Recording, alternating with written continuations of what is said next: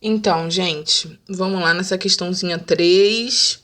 Vamos ver. Dois carros A e B entram simultaneamente em túnel retilíneo, ou seja, eles entraram no mesmo tempo dentro desse túnel. Sabendo-se que o carro A atravessa todo o túnel em um movimento uniforme. Informação interessante. Se ele está num movimento uniforme, a velocidade dele não muda, do carro A, com velocidade de 20 metros por segundo. E que o carro B entra no túnel com velocidade de 10 metros por segundo e o atravessa em movimento uniformemente acelerado. Desprezando as dimensões dos carros e sabendo que eles saem juntos do túnel em 40 segundos após terem entrado, qual a velocidade do carro B no instante em que ele sai do túnel? Então vamos lá. A questão quer saber essa velocidade do B. Qual foi a velocidade que o B saiu do túnel? Antes de tudo, numa questão de física, é muito importante que, antes de qualquer coisa, vocês anotem os dados da questão. Aqui, como tem dois carros, eu vou separar aqui o A, que são os dados do carro A primeiro. A gente sabe que esse carro tem uma velocidade de 20 metros por segundo, que ele leva 40 segundos para atravessar o túnel.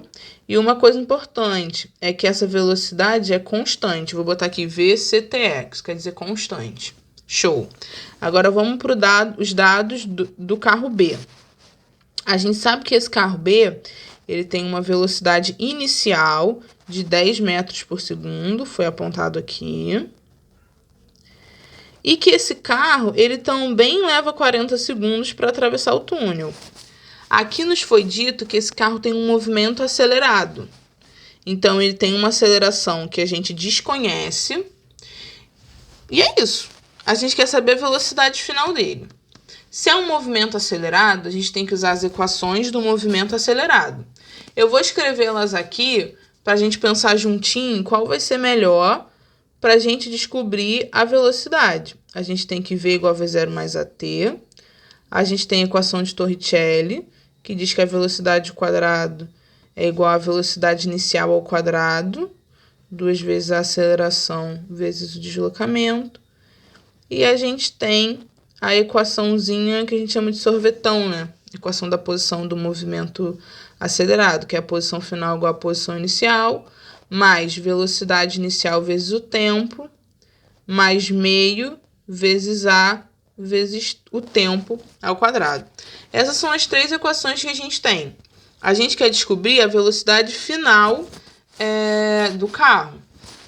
As duas equações que têm velocidade final são essa e essa. Show, a gente sabe que tem que usar uma dessas duas. Nessas duas equações, para eu descobrir a velocidade, eu preciso saber quem é essa aceleração. Show? Então, vamos lá. Vamos descobrir quem é essa aceleração. Aqui, eu poderia usar essa equação também para achar a aceleração, não é? Porque aqui tem esse Azinho. Mas, justamente, de novo, eu não sei quem é minha velocidade final. Eu poderia usar essa equação para achar a velocidade. Mas, justamente, eu não tenho a velocidade final. Eu poderia usar essa equação para achar a aceleração. Mas eu não tenho o quê? O deslocamento. Eu não tenho nem a posição final, nem a posição inicial desse carro. Mas será que a gente não pode descobrir o deslocamento do carro? Pensa comigo. O deslocamento do carro é o tanto que ele anda nesse túnel, né? O comprimento do túnel. Interessante. Os dois carros andaram o mesmo comprimento. Eles tiveram o mesmo deslocamento. Porque esses dois carros, eles passaram pelo mesmo túnel. Ok. Com os dados do carro B, eu não consigo achar o deslocamento. Mas será que com os dados do carro A, eu não consigo achar esse deslocamento? Vamos lá. Botar aqui, deslocamento. No carro A, ele está numa velocidade, um movimento uniforme, uma velocidade constante. Então, a gente sabe que a gente pode usar... Deixa eu só separar aqui as coisinhas para não embolar. A gente sabe que ele obedece àquela equaçãozinha, né, da velocidade média, que a velocidade é o deslocamento sobre o tempo. Se eu tiver a velocidade e se eu tiver o tempo, eu consigo achar o deslocamento, não é? E olha que interessante, eu tenho a velocidade e o tempo do carro A. Então, eu consigo saber o quanto ele deslocou. Lembrando que o carro A e o carro B, eles deslocam a mesma coisa. Vou botar aqui, ó. ΔS do carro A é igual ao ΔS do carro B. Então, a gente consegue descobrir o deslocamento do carro B achando do carro A. Então, vamos lá. Tudo está na mesma unidade de medida, né? Que está em metro por segundo e o tempo está em segundo. Então, tem que a velocidade vai ser 20, é igual ao deslocamento dividido pelo tempo. Show! Esqueci de substituir. O tempo é quanto? 40 segundos. Tá aqui dividindo passo a passo multiplicando. Eu vou ter que 20 vezes 40 é igual ao deslocamento. Isso aqui dá 800. 800 o quê? Metros. Porque, ó, a velocidade está em metros por segundo. 800 metros é o meu deslocamento. Show! Agora que eu sei esse deslocamento, eu consigo descobrir a bela da aceleração, não é? Porque, ó, lembra que nessa equação, para a gente descobrir a aceleração, só o que faltava era o deslocamento? Show! Essa equaçãozinha é S igual a S0 mais V0t mais meio até o quadrado. Esse S, quando eu passo para lá, fica assim, S menos S0, V0t mais meio até quadrado. S menos S0 é o deslocamento, é o ΔS, né? Posição final menos a inicial é igual a velocidade. O restinho da equação. Quem é meu ΔS? 800 metros. Quem é a velocidade inicial? 10. Quem é o tempo? 40. Mais meio vezes a aceleração que eu quero descobrir, vezes o tempo ao quadrado, que é 40 ao quadrado. Vamos lá. 800 vai ser igual a 10 vezes... Nossa, fiz muito pequenininho aqui. Aqui vai ter que 800 é igual a 40 vezes 10, que é 400, mais meio vezes A vezes 40 ao quadrado, que é 1.600. Tá. 800 vai ser igual a 400 mais meio, né, um número vezes um número. Meio vezes 1.600 é 800, vezes A, que é 800A, né? Então, vamos lá. Letra para um lado, número para o outro. Eu vou ter que menos 800A é igual a 400 menos 800. Aqui eu vou ter que menos 800A é igual a menos 400. Né, os dois lados estão negativos, eu posso multiplicar os dois lados por menos 1. Aí eu vou ter que 800A é igual a 400. Deixa eu tirar essa coisinha aqui que eu fiz. Com isso, a gente tem que a aceleração é igual a 400 dividido por 800. Então, a aceleração vai ser, ó, meio, né? Ou 0,5 metros por segundo ao quadrado. Então, a gente sabe descobrir nossa aceleração. Meio metro por segundo ao quadrado. Gente, tudo isso para descobrir a velocidade final de B. Agora que a gente tem a aceleração, a gente consegue achar a velocidade usando essa equaçãozinha aqui, não é? A gente tem que V é igual a V0 mais AT. Quem é a velocidade final? Eu quero descobrir. Quem é a velocidade inicial? Os 10 metros por segundo, correto? Quem é a aceleração? 0,5. Quem é o tempo? 40. Então, a velocidade vai ser 10 mais meio vezes 40 é 20. Então, vai ficar 10 mais 20. Então, a velocidade é 30 metros por segundo. O tempo está em segundo. As questões lá da posição estão em metro. Então, nossa velocidade é o quê? 20 metros por segundo. Show. Vou até destacar aqui as respostas com marca-texto para ficar mais claro qual é a resposta da questão. Show, gente. Questão 4, vamos que vamos. Um pequeno automóvel colide frontalmente com um caminhão cuja massa é 5 vezes maior. Então, vamos lá. O caminhão tem mais massa que o automóvel. Show. Em relação a essa situação, marque a alternativa que contém a afirmativa correta. Tá. Letra A. Ambos experimentam desaceleração de mesma intensidade. Não, gente. Lembra que a segunda lei de Newton, ela diz que força é igual a massa vezes a aceleração. A desaceleração que eles vão sofrer está muito relacionada à massa que eles têm. Então, como eles têm massas diferentes, a aceleração não vai ser a mesma. Show. Ou desaceleração, né? B. Ambos experimentam força de impacto de mesma intensidade. Olha, isso aí é interessante. Vocês lembram da terceira lei de Newton? A terceira lei de Newton nos diz que a força que um corpo faz no outro é a mesma que esse outro faz nele. Vamos imaginar, ó, aqui eu tenho o carrinho, sou uma exímia desenhista, e eu tenho aqui um caminhão. Vamos supor que eu desenhei eles mais próximos e eles estão em contato.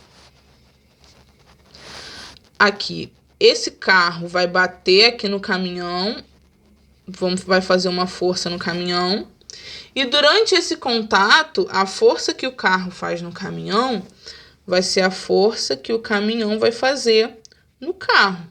Por quê? Eles estão ali no mesmo tempo de contato, então a força entre eles vai ser a mesma. Aí, muita gente vai discordar disso porque vai falar assim, nossa, mas a massa é muito maior, o carro vai ficar mais amassado, um vai voar para cada lado. Mas isso, gente, está relacionado à ação da força no corpo.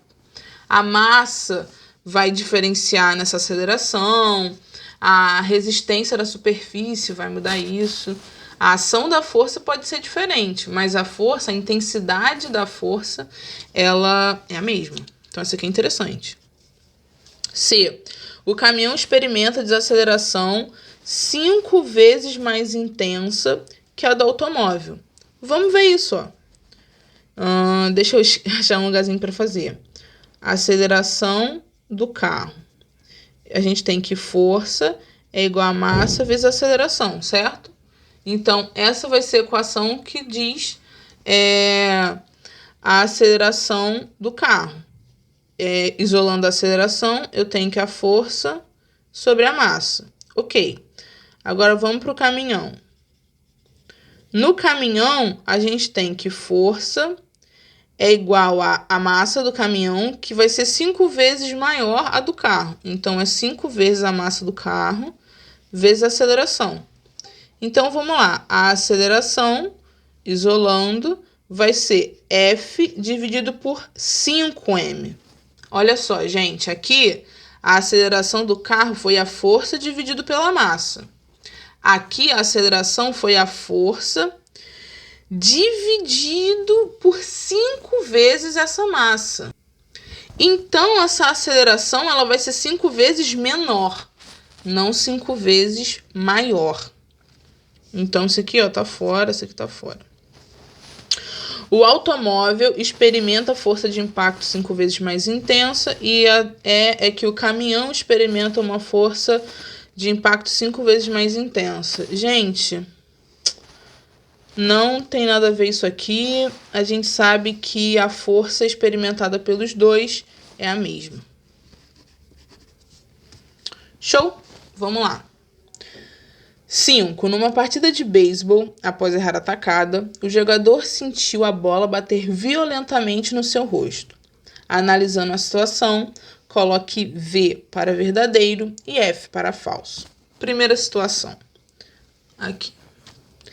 A inversão do sentido do movimento da bola, após bater no rosto, ocorre porque a força aplicada pelo rosto na bola age por um tempo maior do que a força aplicada pela bola no rosto.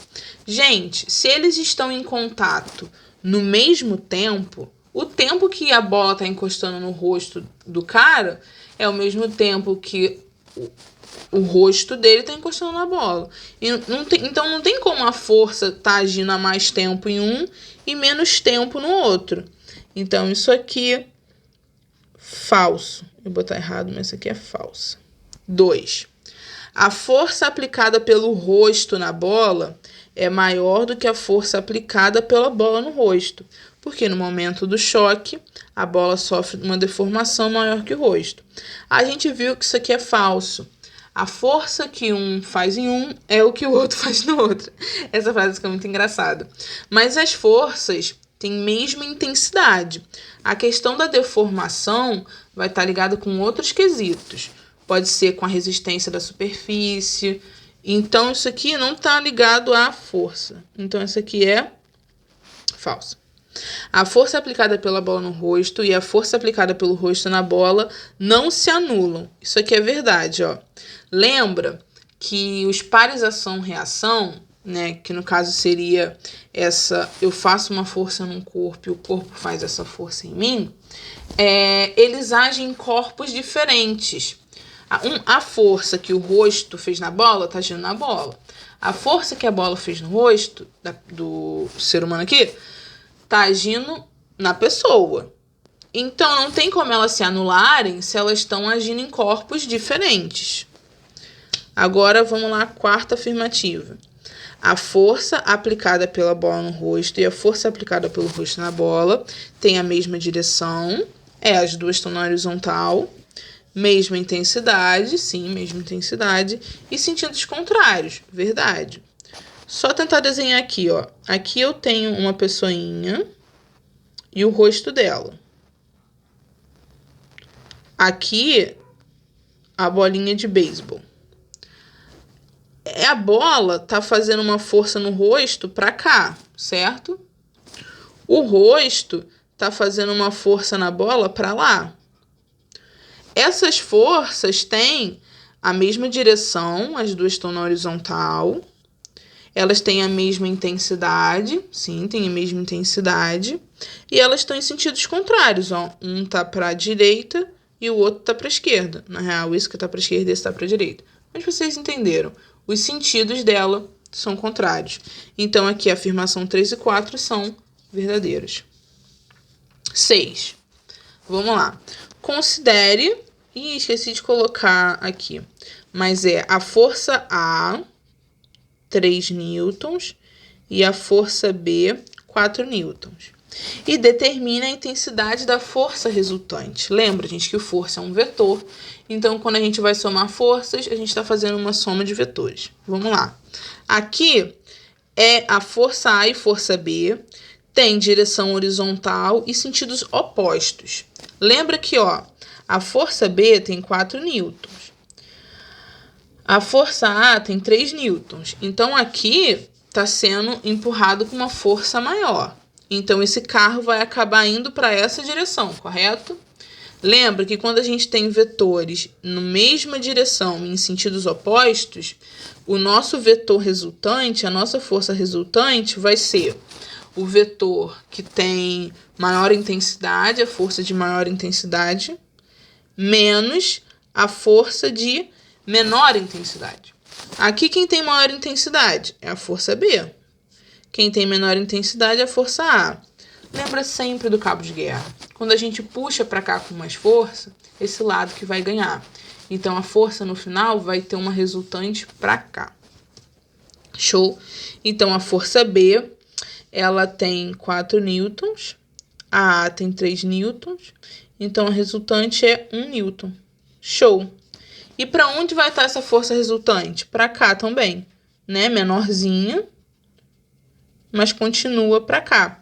A gente vai ter uma força que vai estar em direção horizontal, sentido para a direita e com uma intensidade de 1 newton.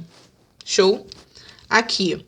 Agora, as forças têm direção horizontal e mesmo sentido. Se elas têm o mesmo sentido, essas forças vão ser somadas. Então, aqui a força resultante vai ser a força de A mais a força de B. Então, aqui eu vou ter 4 mais 3. Então, minha resultante vai ser 7 newtons. Lembrando que newton é a unidade de medida de força.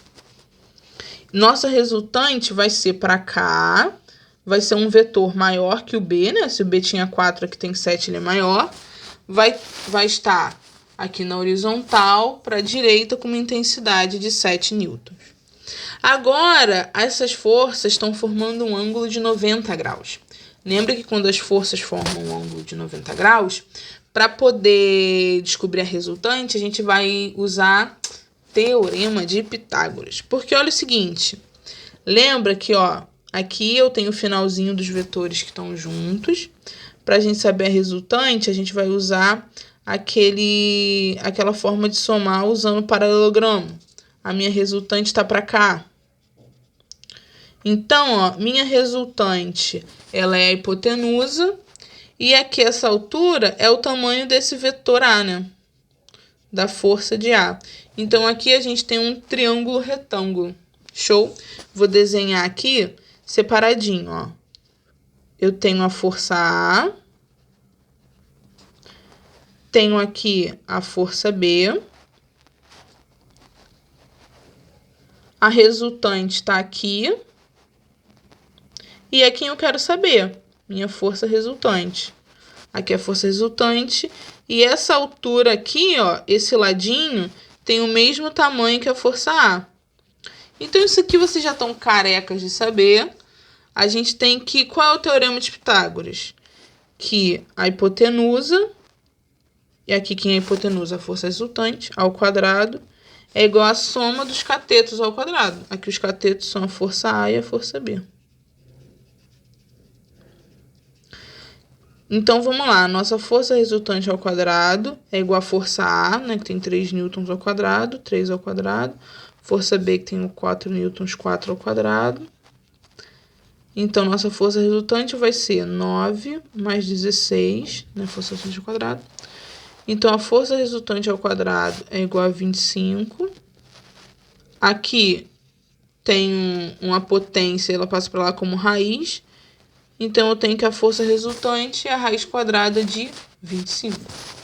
Então, a força resultante é 5 newtons. Olha que legal. Quando as forças formam 90 graus, taque Pitágoras. Quando tiverem sentidos contrários, uma menos a outra, mesmo sentido, soma.